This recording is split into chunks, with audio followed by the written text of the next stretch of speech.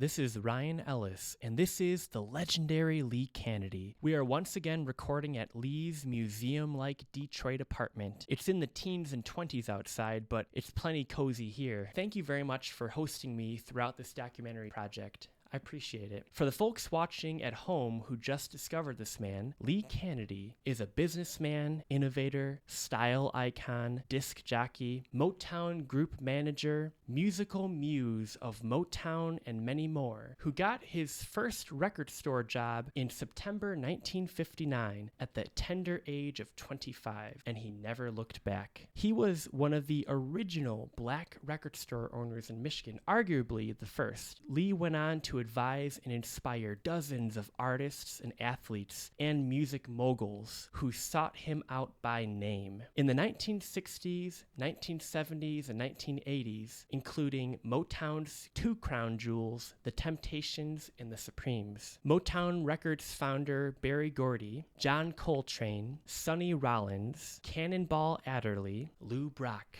Lou Rawls, Jerry West, Reggie Smith, Marvin Gaye, Billy D. Williams, Lionel Richie, Robert D. Rayford, Johnny Bristol, Ron Banks, The Dramatics, L.J. Reynolds, Edwin Starr, Eddie Kendricks, Clarence Kendricks, Larry Squirrel Demps, Levi Mann, Barry Strong, Norman Whitfield, and my favorite band of all time, The Beatles. In August of 1977, Lee's business partner, Florence Keywell, exited as owner. Lee bought the business and renamed it Lee's Monroe Music, eventually expanding to also include a second location in Detroit, Lee's 2. Well, you said Lee bought the store. No, I took over. I was already working for Florence Keywell. Everybody was leaving from downtown. All the business was going out of business downtown. She decided to go to Oak Park that way. So she's going to close the store downtown. Nobody opened the Hudson at the time. When she went out, closed up Monroe Music, I stayed there and rented the building from Monroe Music to Lee's Monroe Music. Because Lee is my middle name, Monroe was the name of the street, and I was selling music. I started that as a new business completely. I didn't buy it. That's all I'm saying. I'm going to leave this in here so people can understand. I think that was you said it better than I could. Lee had total control of Lee's Monroe Music for 7 years until 1984 when he closed. And Lee ran the record store for 25 of those years, from 1959 until 1984. Lee helped popularize some of the most beloved artists and albums and tracks in music history because Lee bought directly from the album manufacturers. Lee was the first black record store owner in the world who bought directly from the manufacturers, which let him sell black music or any music that he pleased at volume, allowing him to pay his employees better while also allowing him to discount black and other avant-garde or undiscovered music of the time so it could be more accessible. Yes, sir? I was the first black-owned record store to buy direct from the manufacturer. If you read that resolution up there on the wall, How it describes what you were. it tells me from the city council. Once you get it. Okay, I'm going to get that right now.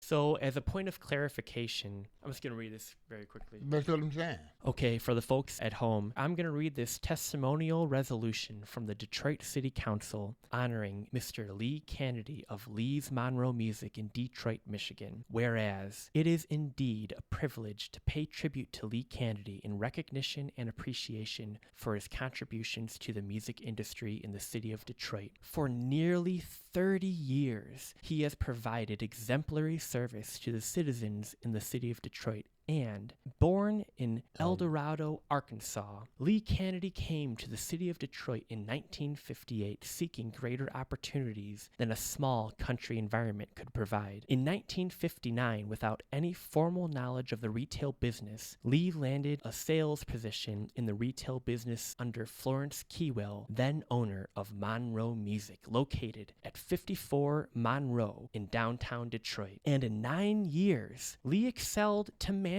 earning a 50% share in the business. However, when Miss Keywell announced that she would be leaving the business, Lee Canady became the proprietor, he added Lee to Monroe Music, thus becoming Lee's Monroe Music. With only $48 in capital, Lee filled his store with stacks of hit records from his own record collection from home. On the first opening day, Lee's Monroe Music brought in $300 by the end of the day, and Lee's Monroe Music became the first black-owned record shop across America to buy as a retail store from large distributors such as CBS, RCA, Capitol, and the third business in music to buy from WEA. Billboard magazine ranked Lee Canady of Lee's Monroe Music a fan of all that jazz because of his store's large collection of jazz music. The success of Lee's Monroe Music attracted the attention of numerous famous black entertainers like Nancy Wilson, Lou Rawls, Dizzy Gillespie, Cannonball Adderley, Barry Harris, Miles Davis, etc., to name a few. And with the growing success of Lee's Monroe Music, which employed 13 employees, Lee opened Lee's Monroe Music 2, which employed 3 employees on the Avenue of Fashion at 19347 Livernois. However, due to the decline in the economy and the relocation rumors of downtown businesses for a yet awaited downtown mall, Lee was forced to close both stores in 1984. Although enjoying early retirement, Lee Canady decided to re-enter the workforce with a new career. In the year 2000, Lee worked as a senior clerk for the City of Detroit's law department until officially retiring in 2006. And Lee Canady is the father of 3 daughters, grandfather of 7, great-grandfather of 7, and great-great-grandfather of 1. Lee can be spotted listening to jazz music on his boombox while riding his Cadillac scooter through Eastern Market, Campus Martius Park, Hart Plaza, or the Riverwalk in downtown Detroit on any clear spring and summer day. Now therefore be it resolved, the Detroit City Council hereby congratulates and honors Mr. Lee Canady, pioneer, forerunner, and legend in the music industry for his outstanding service and dedication in serving the citizens and employees of the city of Detroit. May your love for music and for the city of Detroit continue. And then underneath it's signed by the council president, the pro tem, and then several council members. Dated June the 14th, 2011, and sealed with the official seal of the city of Detroit. That is impressive, Lee. Yeah, I'm impressed by it.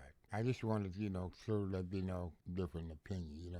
That's what it is. That's official. That's what I'm saying. That's on record in the city of Detroit for all time. See, a lot of people argue with, you're not the first black record store. They had record stores and had whites and had this and that. Yeah, but they didn't buy direct from the manufacturer. If you didn't buy direct from the manufacturer, you had no contact with the radio station. WCHB, it was black on. Anything on there was mostly black people, like someone sounding black, like Robert D. Show. We talked about Robert D. Music barely came on the scene about when I did. The music completely changed. It was a new sound. Motown had his own sound. But CKLW, those radio stations wouldn't play it. Barry had to change. He stated that he couldn't put a picture. He could not that he couldn't. He didn't put some pictures on album covers sometimes because he has trouble getting played. When you ship it in there, maybe through mail or copy, but this I could play it, and your face is there and it's black, he wasn't me play. Very few was on CKLW. Yeah. There's always been black people on the radio. Back when Lena Horne, Pearl Bailey, Nat King Cole's been there. They always, the Mills Brothers, R&B, they didn't want to be played on the station. And like in Cleveland, the disc jockey there, he went to jail. Alan Freed, I believe that he was sentenced some kind of way. I think it's about playing black music. They said it was called screwing music. Was that jazz or was that blues, the screwing music? More or less, black music had a beat to it, had a different and they call it screwing music. We call it funk. Well, it's not always funk. That was, when you first said it was nasty. And we made that it mean that the feel, the way it feels, the feeling, like it's blues funky. With a feeling, they had music. Blues with a feeling and where they playing it.